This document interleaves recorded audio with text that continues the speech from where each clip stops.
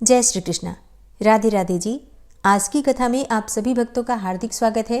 भगवान श्री कृष्ण और श्रीमती राधा रानी की कृपा सदैव आप और आपके समस्त परिवार पर बनी रहे। अगर आप शिव पुराण की कथा सुनना चाहते हैं तो मेरे दूसरे चैनल जिसका नाम है प्योरिटी ऑफ लाइफ, उस चैनल पर हर रोज शिव पुराण की वीडियो अपलोड होती है।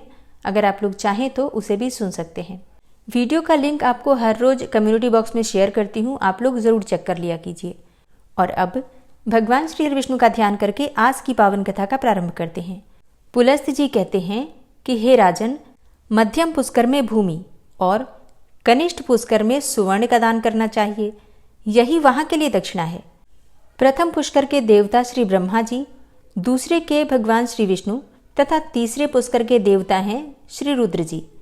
इस प्रकार तीनों देवता वहां पृथक पृथक स्थित हैं। अब मैं सब व्रतों में उत्तम महापातक नाशन नामक व्रत का वर्णन करता हूँ। यह भगवान शंकर का बताया हुआ व्रत है। रात्रि को अन्न तैयार करके कुटुंब वाले ब्राह्मण को बुलाएं, अर्थात जिस ब्राह्मण का परिवार हो उस ब्राह्मण को परिवार सहित आमंत्रित करें। उसे भोजन कराकर एक गौ, सुवर्णमय चक्र से युक्त त्रिशूल तथा 2 वस्त्र अर्थात धोती और चद्दर दान करें। जो मनुष्य इस प्रकार से व्रत करता है वह शिवलोक में जाकर आनंद का अनुभव करता है। यही महापातक नाशन व्रत है। जो एक दिन एक भुक्त व्रती रहकर एक ही अन्न का भोजन करके दूसरे दिन तिलमयी धेनु और वृषभ का दान करता है, वह भगवान शंकर के पद को प्राप्त होता है। यह पाप और शोकों का नाश करने वाला रुद्र व्रत है। जो 1 वर्ष तक एक दिन का अंतर देकर रात्रि में भोजन करता है तथा वर्ष पूरा होने पर नील कमल, सुवर्णमय कमल और चीनी से भरा हुआ पात्र एवं बैल दान करता है, वह भगवान श्री विष्णु के धाम को प्राप्त होता है। यह नील व्रत कहलाता है। जो मनुष्य आषाढ़ से लेकर 4 महीनों तक तेल की मालिश छोड़ देता है और भोजन की सामग्री दान करता है, वह भगवान श्री हरि के धाम में जाता है। यह मनुष्यों को प्रसन्न करने वाला होने के कारण प्रीति व्रत कहलाता है। जो चैत्र के महीने में दही, दूध, घी और गुड़ का त्याग करता है और गौरी की प्रसन्नता के उद्देश्य से ब्राह्मण दंपत्ति का पूजन करके उन्हें महीन वस्त्र और रस से भरे हुए पात्र दान करता है, उस पर श्री गौरी देवी प्रसन्न हो जाती हैं। यह गौरी व्रत भवानी का लोक प्रदान करने वाला होता है। जो आषाढ़ आदि चातुर्मासी में कोई भी फल नहीं खाता तथा चौमासा बीतने पर घी और गुड़ के साथ 1 घड़ा एवं कार्तिक की पूर्णिमा को पुनः कुछ सुवर्ण ब्राह्मण को दान देता है, वह रुद्रलोक को प्राप्त होता है। यह शिव व्रत कहलाता है, भगवान शिव का व्रत। जो मनुष्य हेमंत और शिशिर में पुष्पों का सेवन छोड़ देता है तथा अपनी शक्ति के अनुसार सोने के 3 फूल बनवाकर फाल्गुन मास की पूर्णिमा को भगवान श्री शिव और श्री विष्णु की प्रसन्नता के लिए उनका दान करता है, वह परम पद को प्राप्त होता है और इस व्रत को कहते हैं सौम्य व्रत। जो फाल्गुन मास से आरंभ करके प्रत्येक मास की तृतीया को नमक छोड़ देता है और वर्ष पूर्ण होने पर भवानी की प्रसन्नता के लिए ब्राह्मण दंपत्ति का पूजन करके उन्हें शैया और आवश्यक सामग्रियों सहित गृह दान करता है, अर्थात घर का दान करता है, वह 1 कल्प तक गौरी लोक में निवास करता है। इसे सौभाग्य व्रत कहते हैं।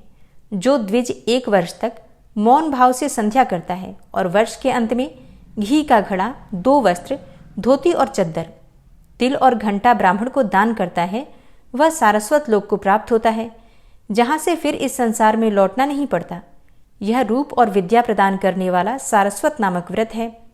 प्रतिदिन गोबर का मंडल बनाकर उसमें अक्षतों द्वारा कमल बनाएं। उसके ऊपर भगवान श्री शिव और भगवान श्री विष्णु की प्रतिमा रखकर उसे घी से स्नान कराएं, फिर विधिवत पूजन करें। इस प्रकार जब 1 वर्ष बीत जाए तब सामगान करने वाले ब्राह्मण को शुद्ध सोने का बना हुआ 8 अंगुल का कमल और तिल की धेनु दान करें। ऐसा करने वाला पुरुष शिवलोक में प्रतिष्ठित होता है। यह साम व्रत कहा गया है। 9वीं तिथि को एक भुक्त रहकर एक ही अन्न का भोजन करके कुमारी कन्याओं को भक्तिपूर्वक भोजन कराएं तथा गौ, सुवर्ण, सिला हुआ अंगा, धोती, चद्दर तथा सोने का सिंहासन अगर ब्राह्मण को दान करें तो इससे वह शिवलोक को जाता है।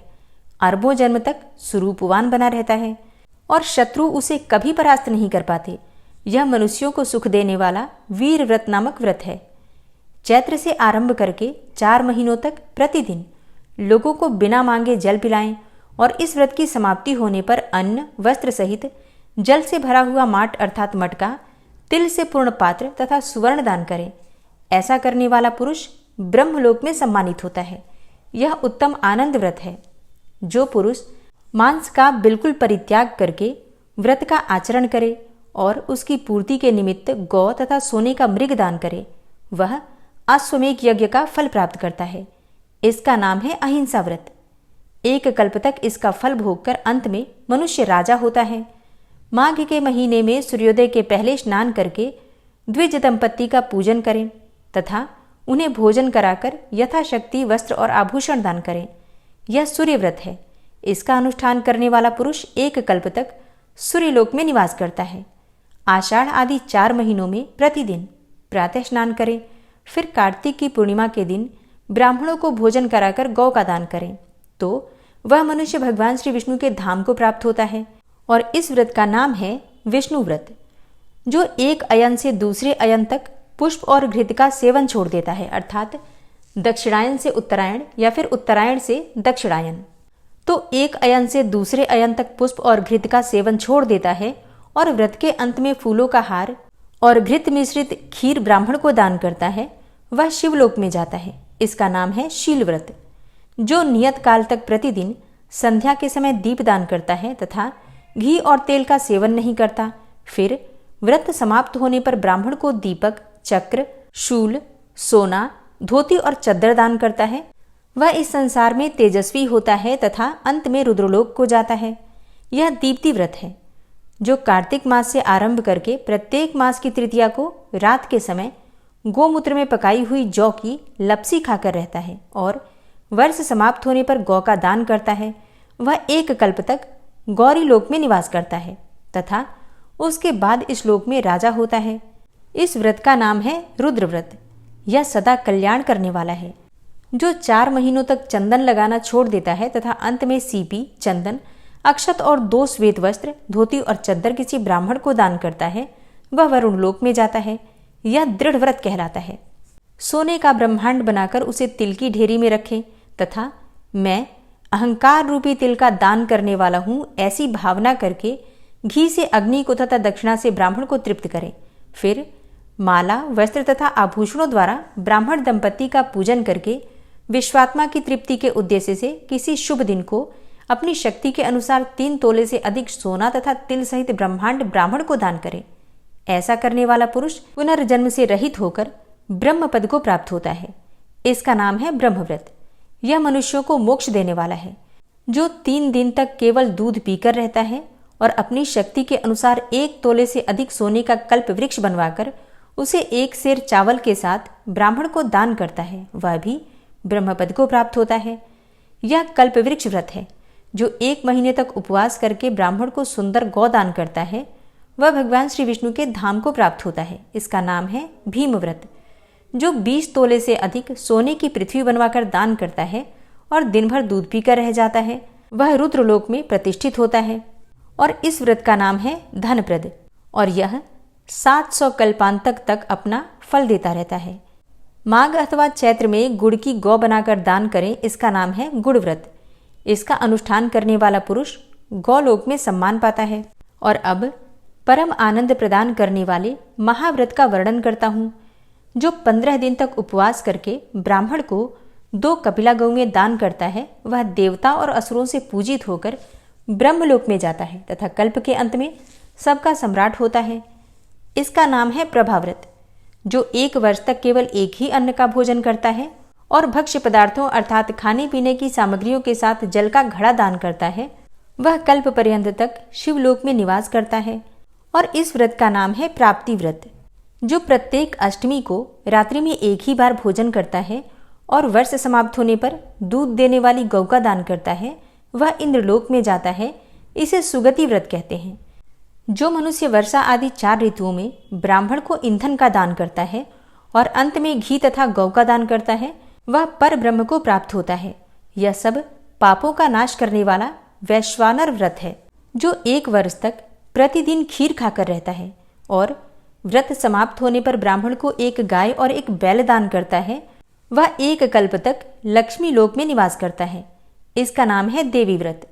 जो प्रत्येक सप्तमी को 1 बार रात्रि में भोजन करता है और वर्ष समाप्त होने पर दूध देने वाली गौ का दान करता है, उसे सूर्यलोक की प्राप्ति होती है।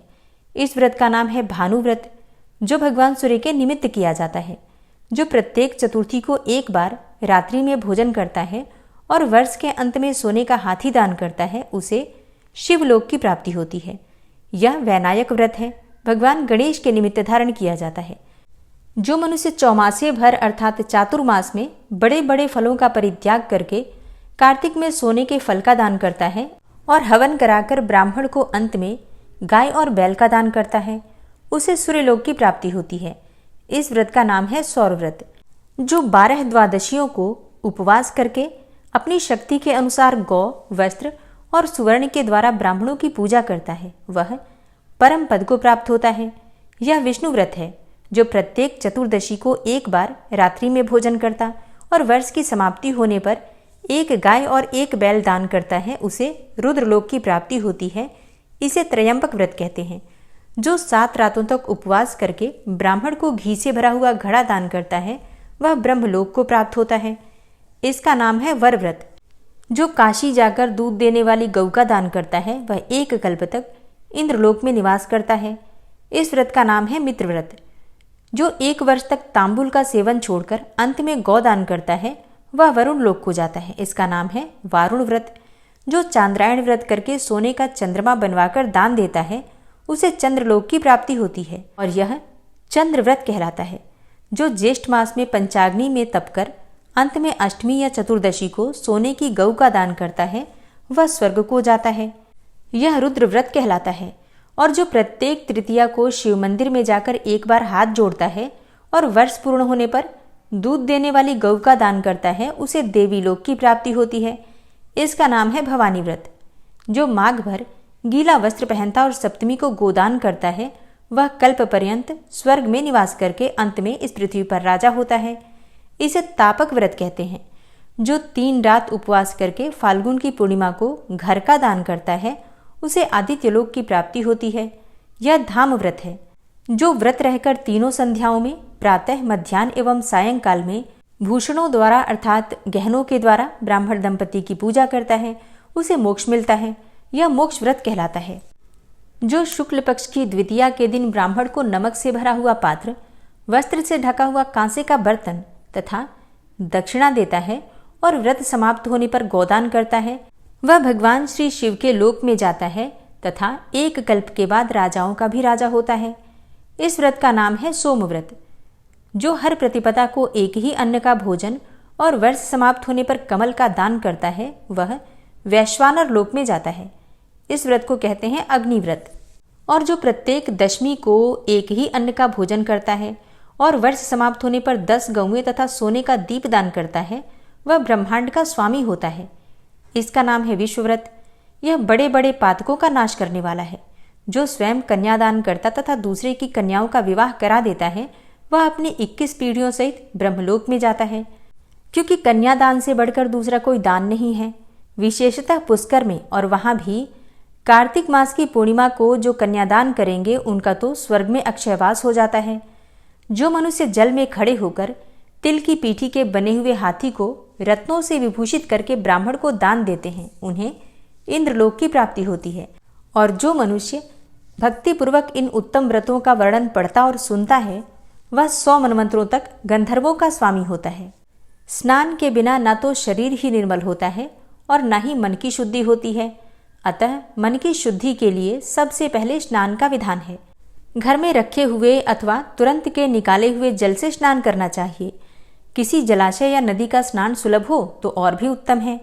मंत्रवेत्ता विद्वान पुरुष को मूल मंत्र के द्वारा तीर्थ की कल्पना कर लेनी चाहिए। ओम नमो नारायणाय, यह मूल मंत्र बताया गया है।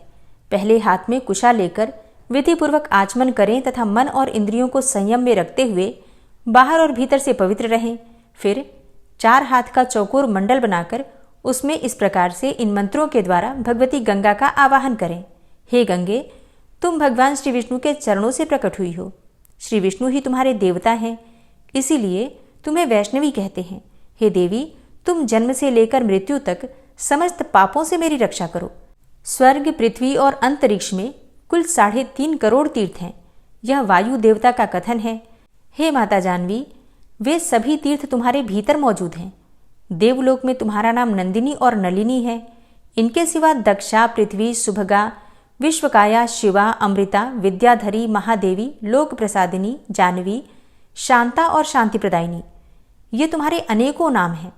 जहाँ स्नान के समय इन पवित्र नामों का कीर्तन होता है, वहाँ त्रिपथगामिनी भगवती गंगा उपस्थित हो जाती हैं। क्षेमा 7 बार उपर्युक्त नामों का जप करके संपुट के आकार में दोनों हाथों को जोड़कर उनमें जल लें। फिर 3, 4, 5 या फिर 7 बार मस्तक पर डालें। फिर विधि पूर्वक मृत्तिका को अभिमंत्रित करके अर्थात मिट्टी को अभिमंत्रित करके अपने अंगों में लगाएं। मृत्तिका को अभिमंत्रित करने का मंत्र इस प्रकार से है: अश्वक्रांते रथक्रांते विष्णुक्रांते वसुंधरे मृत्तिके हर मे पापम यन्मया दुष्कृतं कृतम् उद्धृतासि वराहेण कृष्णेन सतबाहुना नमस्ते सर्वलोकानां प्रभवारणी सुव्रते। अर्थात हे वसुंधरे, तुम्हारे ऊपर अश्व और रथ चला करते हैं। भगवान श्री विष्णु ने भी वामन रूप से तुम्हें एक पैर से नापा था। हे मृत्तिके, मैंने जो भी बुरे कर्म किए हों, मेरे उन सब पापों को तुम हर लो। हे देवी, भगवान श्री विष्णु ने सैकड़ों भुजाओं वाले वाराह का रूप धारण करके तुम्हें जल से बाहर निकाला था। तुम संपूर्ण लोकों की उत्पत्ति के लिए अरणी के समान हो। हे सुव्रते, तुम्हें मेरा नमस्कार है। इस प्रकार से मृत्तिका लगाकर पुनः स्नान करें। फिर विधिवत आचमन करके उठें और शुद्ध सफेद धोती एवं चद्दर धारण करके त्रिलोकी को तृप्त करने के लिए तर्पण करें। सबसे पहले ब्रह्मा, विष्णु, रुद्र और प्रजापति का तर्पण करें। तत्पश्चात देवता, यक्ष, नाग, गंधर्व, श्रेष्ठ अप्सराएं, क्रूर सर्प, गरुड़ पक्षी, वृक्ष, जंभक आदि असुर, विद्याधर, मेघ, आकाशचारी जीव, निराधार जीव, पापी जीव तथा धर्मपरायण जीवों को तृप्त करने के लिए मैं जल देता हूँ, यह कहकर उन सबको जलांजलि दें। देवताओं का तर्पण करते समय यज्ञोपवीत को बाएं कंधे पर डाले रखें। तत्पश्चात उसे गले में माला की भांति कर लें और मनुष्यों, ऋषियों तथा ऋषि पुत्रों का भक्तिपूर्वक तर्पण करें। सनक, सनंदन, सनातन, कपिल, आसुरी, वोढ़ू और पंचशिखाएं, ये सभी मेरे दिए जल से सदा तृप्त हों, ऐसी भावना करके जल दें। इसी प्रकार मरीचि, अत्रि, अंगिरा, पुलस्त्य, पुलह, क्रतु, प्रचेता, वशिष्ठ, भृगु, नारद तथा संपूर्ण देवर्षियों एवं ब्रह्मर्षियों का अक्षत सहित जल के द्वारा तर्पण करें। इसके बाद यज्ञोपवीत को दाएं कंधे पर करके बाएं घुटने को पृथ्वी पर टेक कर बैठें। फिर अग्निस्वाद, सौम्य हविस्मान, उष्मप, सुकाली, बहिर्षद तथा आज्यप नाम के पितरों का तिल और चंदन युक्त जल से भक्तिपूर्वक तर्पण करें। इसी प्रकार हाथों में कुश लेकर पवित्र भाव से परलोकवासी पिता, पितामह आदि और मातामह आदि का नाम, गोत्र का उच्चारण करते हुए तर्पण करें। इसी क्रम से विधि और भक्ति के साथ सबका तर्पण करके इन मंत्रों का उच्चारण करें। जो लोग मेरे बांधव ना हों, जो मेरे बांधव हों तथा जो दूसरे किसी जन्म में भी मेरे बांधव रहे हों, वे सब मेरे इस दिए हुए जल से तृप्त हों। उनके सिवा और भी जो कोई भी प्राणी मुझसे जल की अभिलाषा रखते हों, वे भी तृप्ति का लाभ करें। ऐसा कहकर उनके उद्देश्य से जल गिराएं। तत्पश्चात विधिपूर्वक आचमन करके अपने आगे पुष्प और अक्षतों से कमल की आकृति बनाएं। फिर यत्नपूर्वक सूर्यदेव के नाम का उच्चारण करते हुए अक्षत, पुष्प और रक्त चंदन मिश्रित जल से अर्घ्य दें। अर्घ्यदान का मंत्र इस प्रकार है: नमस्ते विश्वरूपाय, नमस्ते ब्रह्मरूपिणे, सहस्ररश्मये नित्यं, नमस्ते सर्वतेजसे, नमस्ते रुद्रवपुषे, नमस्ते भक्तवत्सल, पद्मनाभ नमस्तेस्तु कुण्डलाङ्गदभूषित, नमस्ते सर्वलोकेषु सुप्तांस्तान् प्रतिबुध्यसे, सुकृतं दुष्कृतं चैव सर्वं पश्यसि सर्वदा, सत्यदेव नमस्तेस्तु प्रसीद मम भास्कर, दिवाकर नमस्तेस्तु प्रभाकर नमोस्तु ते। अर्थात हे भगवान सूर्य, आप विश्वरूप और ब्रह्म स्वरूप हैं। इन दोनों रूपों में आपको नमस्कार है। आप सहस्त्रों किरणों से सुशोभित और सबके तेज रूप हैं। आपको सदा नमस्कार है। हे भक्तवत्सल, रुद्र रूपधारी आप परमेश्वर को बारंबार नमस्कार है। कुंडल और अंगद आदि आभूषणों से विभूषित हे पद्मनाभ, आपको नमस्कार है। हे भगवान, आप संपूर्ण लोकों के सोए हुए जीवों को जगाते हैं। आपको मेरा प्रणाम है। आप सदा सबके पाप पुण्य को देखा करते हैं।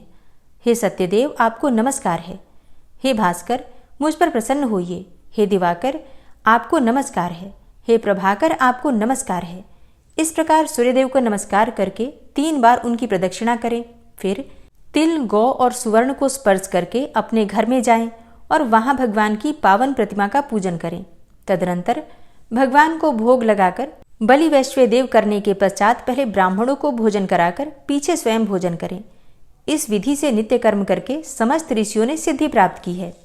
पुलस्त्य जी कहते हैं कि हे राजन, पूर्व काल की बात है, बृहत नामक कल्प में धर्ममूर्ति नाम के एक राजा थे, जिनकी इंद्र के साथ मित्रता हुआ करती थी। उन्होंने सहस्त्रों दैत्यों का वध किया था। सूर्य और चंद्रमा भी उनके तेज के सामने प्रभाहीन जान पड़ते थे। उन्होंने सैकड़ों शत्रुओं को परास्त किया था। वे इच्छानुसार रूप धारण कर सकते थे। मनुष्यों से उनकी कभी पराजय नहीं हुई थी। उनकी पत्नी का नाम था भानुमति। वह त्रिभुवन में सबसे सुंदरी थी। उसने लक्ष्मी जी की भांति अपने रूप से देव सुंदरियों को भी मात कर दिया था। भानुमति ही राजा की पटरानी थी। वे उसे प्राणों से भी बढ़कर मानते थे। एक दिन राज्यसभा में बैठे हुए महाराज धर्ममूर्ति विस्मय विमुग्ध होकर मुनि श्रेष्ठ वशिष्ठ को प्रणाम करके पूछते हैं, हे भगवान, किस धर्म के प्रभाव से मुझे सर्वोत्तम लक्ष्मी जी की प्राप्ति हुई है? मेरे शरीर में जो सदा उत्तम और विपुल तेज भरा रहता है, इसका क्या कारण है? वशिष्ठ जी ने कहा कि हे राजन, प्राचीन काल में एक लीलावती नाम की वैश्या थी, जो सदा भगवान शंकर के भजन में तत्पर रहती थी। एक बार उसने पुष्कर में चतुर्दशी को नमक का पहाड़ बनाकर सोने की बनी देव प्रतिमा के साथ विधिपूर्वक दान किया था। शुद्ध नाम का एक सुनार था, जो लीलावती के घर में नौकर का काम किया करता था। उसी ने बड़ी श्रद्धा के साथ मुख्य मुख्य देवताओं की सुवर्णमयी प्रतिमाएं बनाई थी, जो देखने में अत्यंत सुंदर तथा शोभा संपन्न थी। धर्म का काम समझकर उसने उन प्रतिमाओं के बनाने में कोई मजदूरी भी नहीं ली थी। उस नमक के पर्वत पर जो सोने के वृक्ष लगाए गए थे, उन्हें उस सुनार की स्त्री ने तपाकर देदीप्यमान बना दिया था। सुनार की पत्नी भी लीलावती के घर परिचारिका का काम करती थी। उन्हीं दोनों ने ब्राह्मणों की सेवा से लेकर सारा कार्य संपन्न किया था। तदनंतर दीर्घ काल के पश्चात लीलावती वैश्या सब पापों से मुक्त होकर शिवजी के धाम को चली गई तथा वह सुनार, जो दरिद्र होने पर भी अत्यंत सात्विक था और जिसने वैश्या से मजदूरी नहीं ली थी, वो आप ही हैं। उसी पुण्य के प्रभाव से आप 7 द्वीपों के स्वामी तथा हजारों सूर्यों के समान तेजस्वी हुए हैं। सुनार की ही भांति उसकी पत्नी ने भी सोने के वृक्षों और देव मूर्तियों को कांतिमान बनाया था। इसीलिए वही आपकी महारानी भानुमति हुई है। प्रतिमाओं को जगमग बनाने के कारण महारानी का रूप अत्यंत सुंदर हुआ है और उसी पुण्य के प्रभाव से आप मनुष्य लोक में अपराजित हुए हैं तथा आपको आरोग्य और सौभाग्य से युक्त राज्य लक्ष्मी प्राप्त हुई है। इसलिए आप भी विधि पूर्वक धान्य पर्वत आदि 10 प्रकार के पर्वत बनाकर उनका दान कीजिए। पुलस्त्य जी कहते हैं कि राजा धर्ममूर्ति ने बहुत अच्छा कहकर वशिष्ठ जी के वचनों का आदर किया और अनाज आदि के पर्वत बनाकर उन सब का विधि पूर्वक दान किया। तत्पश्चात वे देवताओं से पूजित होकर महादेव जी के परम धाम को चले गए। जो मनुष्य इस प्रसंग का भक्तिपूर्वक श्रवण करता है, वह भी पाप रहित होकर स्वर्गलोक में जाता है। हे राजन, अन्न आदि पर्वतों के दान का पाठ मात्र करने से दुष्स्वप्नों का नाश हो जाता है। फिर जो इस पुष्कर में शांतचित्त होकर सब प्रकार के पर्वतों का स्वयं ही दान करता है, उसको मिलने वाले फल का क्या वर्णन हो सकता है। हरे कृष्णा। आज की कथा में आपने बहुत सारे ऐसे व्रत, बहुत सारे ऐसे दान के विषय में जाना, जिन्हें करने से अनंत गुना पुण्य फलों की प्राप्ति होती है, मोक्ष की प्राप्ति होती है और तमाम तरह के जो पुण्य लोक होते हैं, उन लोकों में स्थान मिलता है। तो उम्मीद करती हूँ कि आज की कथा आपको ज़रूर पसंद आई होगी। और अब आप सुनिए श्री नारायण कवच, जिसके सुनने मात्र से भगवान श्री हरि विष्णु की असीम कृपा आपको प्राप्त होगी। श्री नारायण कवच। भगवान श्री हरि गरुड़ जी की पीठ पर अपने चरण कमल रखे हुए हैं। अणिमा आदि 8 सिद्धियां उनकी सेवा कर रही हैं और 8 हाथों में शंख, चक्र, ढाल, तलवार, गदा, बाण, धनुष और पाश अर्थात फंदा धारण किए हुए हैं। वे ही ओंकार स्वरूप प्रभु सब प्रकार से, सब ओर से मेरी रक्षा करें। मत्स्य मूर्ति भगवान जल के भीतर जल तंतुओं से और वरुण के पास से मेरी रक्षा करें। माया से ब्रह्मचारी रूप धारण करने वाले वामन भगवान स्थल पर और विश्वरूप श्री त्रिविक्रम भगवान आकाश में मेरी रक्षा करें। जिनके घोर अट्टहास करने पर सब दिशाएं गूंज उठी थी और दैत्य पत्नियों के गर्भ गिर गए थे, वे दैत्य युद्धपतियों के शत्रु भगवान नृसिंह किले, जंगल, रणभूमि आदि विकट स्थानों में मेरी रक्षा करें। अपनी दाढ़ों पर पृथ्वी को उठा लेने वाले यज्ञ मूर्ति वाराह भगवान मार्ग में, परशुराम जी पर्वतों के शिखरों पर और लक्ष्मण जी के सहित भरत के बड़े भाई भगवान रामचंद्र प्रवास के समय मेरी रक्षा करें। भगवान नारायण मारण, मोहन आदि भयंकर अभिचारों और सब प्रकार के प्रमादों से मेरी रक्षा करें। ऋषि श्रेष्ठ नर गर्व से, योगेश्वर भगवान दत्तात्रेय योग के विघ्नों से और त्रिगुणाधिपति भगवान कपिल कर्म बंधन से मेरी रक्षा करें। परम ऋषि सनत कुमार कामदेव से, हयग्रीव भगवान मार्ग में चलते समय देव मूर्तियों को नमस्कार आदि न करने के अपराध से और देवर्षि नारद सेवा अपराधों से और भगवान कच्छप सब प्रकार के नरकों से मेरी रक्षा करें। भगवान धन्वंतरी कुपथ्य से, जितेंद्र भगवान ऋषभदेव सुख दुख आदि भयदायक द्वंद्वों से, यज्ञ भगवान लोकापवाद से और बलराम जी मनुष्यकृत कष्टों से और श्री शेष जी क्रोधवश नामक सर्पों के गणों से मेरी रक्षा करें। भगवान श्री कृष्ण द्वैपायन व्यास जी अज्ञान से तथा बुद्धदेव पाखंडियों से और प्रमाद से मेरी रक्षा करें। धर्म रक्षा करने वाले महान अवतार धारण करने वाले भगवान कल्कि पाप बहुल कलिकाल के दोषों से मेरी रक्षा करें। प्रातःकाल भगवान केशव अपनी गदा लेकर, कुछ दिन चढ़ जाने पर भगवान गोविंद अपनी बांसुरी लेकर और दोपहर के पहले भगवान नारायण अपनी तीक्ष्ण शक्ति लेकर और दोपहर को भगवान विष्णु चक्रराज सुदर्शन लेकर मेरी रक्षा करें। तीसरे पहर में भगवान मधुसूदन अपना प्रचंड धनुष लेकर मेरी रक्षा करें और सायंकाल में ब्रह्मा आदि त्रिमूर्तिधारी माधव, सूर्यास्त के बाद ऋषिकेश, अर्धरात्रि के पूर्व तथा अर्धरात्रि के समय अकेले भगवान पद्मनाभ मेरी रक्षा करें।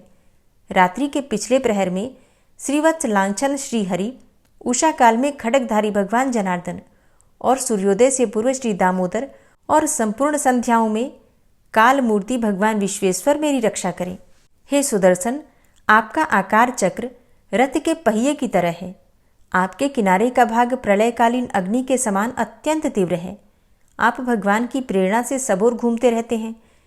जैसे आग वायु की सहायता से सूखे घास फूस जला डालती है, वैसे ही आप हमारी शत्रु सेना को शीघ्र से जला दीजिए।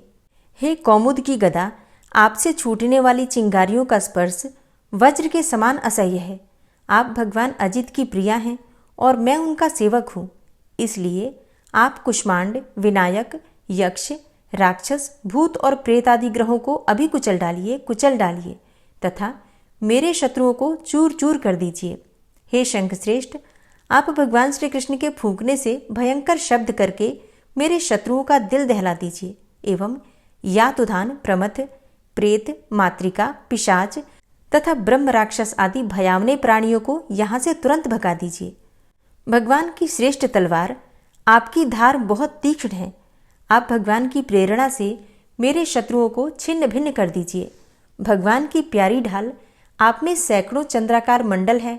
आप पाप दृष्टि, पापात्मा शत्रुओं की आंखें बंद कर दीजिए और उन्हें सदा के लिए अंधा बना दीजिए।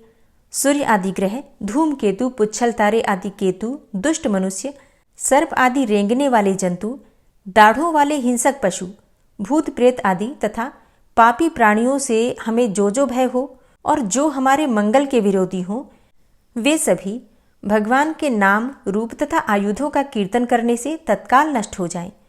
बृहद, रथंतर आदि सामवेदीय स्तोत्रों से जिनकी स्तुति की जाती है, वे वेद मूर्ति भगवान गरुड़ और विश्वक्सेन जी अपने नामोच्चारण के प्रभाव से हमें सब प्रकार की विपत्तियों से बचाएं। श्रीहरि के नाम, रूप, वाहन, आयुध तथा श्रेष्ठ पार्षद हमारी बुद्धि, इंद्रिय, मन और प्राणों को सब प्रकार की आपत्तियों से बचाएं। जितना भी कार्य अथवा कारण रूप जगत है, वह वास्तव में भगवान ही है। इस सत्य के प्रभाव से हमारे सारे उपद्रव नष्ट हो जाएं। जो लोग ब्रह्म और आत्मा की एकता का अनुभव कर चुके हैं, उनकी दृष्टि में भगवान का स्वरूप समस्त विकल्पों से रहित है, भेदों से रहित है। फिर भी वे अपनी माया शक्ति के द्वारा भूषण, आयुध और रूप नामक शक्तियों को धारण करते हैं। यह बात निश्चित रूप से सत्य है। इस कारण सर्वज्ञ, सर्वव्यापक भगवान श्रीहरि सदा सर्वत्र सब स्वरूपों से हमारी रक्षा करें। जो अपने भयंकर अट्टहास से सब लोगों के भय को भगा देते हैं और अपने तेज से सबका तेज ग्रस लेते हैं, वे भगवान नृसिंह दिशा विदिशा में नीचे ऊपर बाहर भीतर सब ओर से हमारी रक्षा करें। हे देवराज इंद्र, मैंने तुम्हें यह नारायण कवच सुना दिया है। इस कवच से तुम अपने को सुरक्षित कर लो, बस फिर तुम अनायास ही सब दैत्य युद्धपतियों को जीत कर लोगे। इस नारायण कवच को धारण करने वाला पुरुष जिसको भी अपने नेत्रों से देख लेता है अथवा पैर से छू देता है, तत्काल समस्त भयों से वो मुक्त हो जाता है। जो इस वैष्णवी विद्या को धारण कर लेता है उसे राजा, डाकू, प्रेत, पिशाच आदि और बाघ आदि हिंसक जीवों से कभी किसी प्रकार का भय नहीं होता। हे देवराज, प्राचीन काल की बात है, एक कौशिक गोत्री ब्राह्मण ने इस विद्या को धारण करके योग धारणा से अपना शरीर मरुभूमि में त्याग दिया। अब जहाँ उस ब्राह्मण का शरीर पड़ा था, उसके ऊपर से एक दिन गंधर्वराज चित्ररथ अपनी स्त्रियों के साथ विमान पर बैठकर निकले। वहां आते ही वे नीचे की ओर सिर किए विमान सहित आकाश से पृथ्वी पर गिर पड़े। इस घटना से उनके आश्चर्य की सीमा न रही जब उन्हें बालखिल्य मुनियों ने बतलाया कि यह नारायण कवच धारण करने का प्रभाव है। तब उन्होंने उस ब्राह्मण देव की हड्डियों को ले जाकर पूर्ववाहिनी सरस्वती नदी में प्रवाहित कर दिया और फिर स्नान करके वे अपने लोक को चले गए। श्री सुखदेव जी कहते हैं, हे परीक्षित, जो पुरुष इस नारायण कवच को समय पर सुनता है और जो आदरपूर्वक इसे धारण करता है, उसके सामने सभी प्राणी आदर से झुक जाते हैं और वह सब प्रकार के भयों से मुक्त हो जाता है। हे परीक्षित, शतक्रतु इंद्र ने आचार्य विश्वरूप जी से यह वैष्णवी विद्या प्राप्त करके रणभूमि में असुरों को जीत लिया और वे त्रैलोक्य लक्ष्मी का उपभोग करने लगे। श्री नारायण कवच संपूर्ण हुआ। श्री राधा कृपा कटाक्ष स्तोत्र। मुनीन्द्र वृंद वंदिते त्रिलोक शोक हारिणी प्रसन्न वक्त्र पंकजे निकुंज भूविलासिनी व्रजेन्द्र भानुनंदिनी व्रजेन्द्र सूनु संगते कदा करिष्यसि हमां कृपा कटाक्ष भाजनम्। अशोक वृक्ष वल्लरी वितान मंडपस्थिते प्रवाल बाल पल्लव प्रभारुणांध्रि कोमले वराभय स्फुरत्करे प्रभूत संपदालये कदा करिष्यसि हमां कृपा कटाक्ष भाजनम्। अनंगरंग मंगलम प्रसंग भंगुरं भ्रुवां सविभ्रमं ससंभ्रमं दृगन्त बाणपातने निरन्तरं वशीकृत प्रतीत नन्दनन्दने कदा करिष्यसि हमां कृपा कटाक्ष भाजनम्। तडित्सुवर्ण चम्पक प्रदीप्त गौर विग्रहे मुख प्रभा परास्त कोटि शारदेन्दु मण्डले विचित्र चित्र संचर चकोर शावलोचने कदा करिष्यसि हमां कृपा कटाक्ष भाजनम्। मदोन्मदादि यौवने प्रमोदमान मंडिते प्रियानुराग रंजिते कला विलास पंडिते अनन्य धन्य कुंज राज्य काम केलि कोविदे कदा करिष्यसि हमां कृपा कटाक्ष भाजनम्। अशेष हाव भाव धीर हीर हार भूषिते प्रभूत शात कुंभ कुंभ कुंभि कुंभ सुस्तनि प्रशस्त मंद हास्य चूर्ण पूर्ण सौख्य सागरे कदा करिष्यसि हमां कृपा कटाक्ष भाजनम्। मृणाल वाल वल्लरी तरंग रंग दौर्लते लताग्रलास्य लोल नील लोचनावलोकने ललल्लुलन्मिलन्मनोज्ञ मुग्ध मोहिनाश्रिते कदा करिष्यसि हमां कृपा कटाक्ष भाजनम्। सुवर्ण मल्लिकांचित त्रिरेख कंबुकंठगे त्रिसूत्र मंगली गुण त्रिरत्न दीप्ति दीधिते सलोल नील कुंतल प्रसून गुच्छ गुंफिते कदा करिष्यसि हमां कृपा कटाक्ष भाजनम्। नितंब बिंब लंबमान पुष्प मेखला गुणे प्रशस्त रत्न किंकिणी कलाप मध्य मंजुले करीन्द्र शुंड दंडिकावरोह शोभ गोरुके कदा करिष्यसि मां कृपाकटाक्षभाजनम्। अनेकमन्त्रनादमञ्जुनूपुरारवस्खलत् समाजराजहंसवंश निक्वडाति गौरवे। विलोलहेमवल्लरी विडम्बिचारुचङ्क्रमे कदा करिष्यसि मां कृपाकटाक्षभाजनम्। अनन्तकोटिविष्णुलोकनम्रपद्मजार्चिते हिमाद्रिजापुलोमजा विरिञ्चिजावरप्रदे। अपार सिद्धिरिद्धिदिग्ध सत्पदाङ्गुलीनखे कदा करिष्यसि मां कृपाकटाक्षभाजनम्। मखेश्वरी क्रियेश्वरी स्वधेश्वरी सुरेश्वरी त्रिवेदभारतीश्वरी प्रमाणशासनेश्वरी। रमेश्वरी क्षमेश्वरी प्रमोदकाननेश्वरी व्रजेश्वरी व्रजाधिपे श्रीराधिके नमोऽस्तुते। इतीममद्भुतं स्तवं निशम्य भानुनन्दिनी करोतु सन्ततं जनं कृपाकटाक्षभाजनम्। भवेत्तदैव सञ्चित त्रिरूपकर्मनाशनं लभेत्तदा ब्रजेन्द्रसूनुमण्डलप्रवेशनम्। जय जय श्री राधे, जय जय श्री राधे। और आज की वीडियो आपको कैसी लगी कमेंट बॉक्स में ज़रूर बताइए। वीडियो अच्छी लगी हो तो इसे लाइक ज़रूर किया कीजिए और अगर संभव हो तो वीडियो को शेयर भी किया कीजिए। चैनल पर पहली बार आए हैं, अगर अभी तक आपने चैनल को सब्सक्राइब नहीं किया है तो आज की वीडियो अगर आपको अच्छी लगे तो चैनल को सब्सक्राइब करके बेल आइकन को ज़रूर प्रेस कर लीजिए। इससे ये होगा कि इस चैनल पर जो नई वीडियो अपलोड होंगी उनकी नोटिफिकेशन आपको सही समय पर प्राप्त होगी। मिलती हूँ मैं आपसे अगली वीडियो में, तब तक के लिए जय श्री राधे।